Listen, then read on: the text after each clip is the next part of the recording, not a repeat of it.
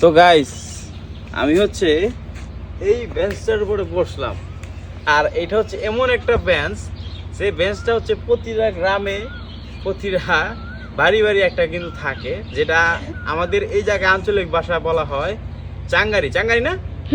আচ্ছা, চাঙ্গারি বলা হয়। তো এটা মূলত বাঁশের হয়ে থাকে রাস্তার সাইডে।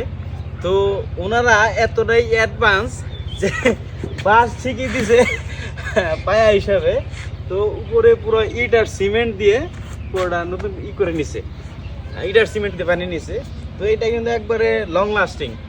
বাঁশের যেটা হয় এটা কিছুদিন পর ভেঙে যায়, আর মূলত 2 দিন পর পর বা কিছুদিন পর বানাইতে হয়। তো এইটা আর ভাঙবে না, এটা যতদিন প্রায় 20 বছর 10 বছর যতদিন যায় একটানা সার্ভিস দিবে।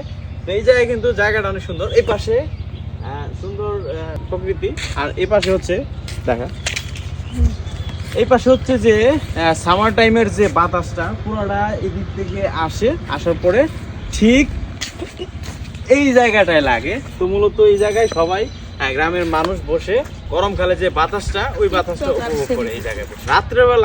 রাত্রেবেলা এই জায়গায় বসে, লাইট থাকে না, চতুর্দিকে অন্ধকার, রাত্রেবেলা বসে একটা ফিল, এটা শুধু একমাত্র গ্রামের পোলাপান যারা আছে তারাই বলতে পারবে।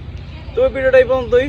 যাদের ভালো লাগবে লাইক অ্যান্ড কমেন্ট, আর আমার চ্যানেলটি সাবস্ক্রাইব আর ফেসবুক পেজটি ফলো দিয়ে দিন। অরে অবস্থা কে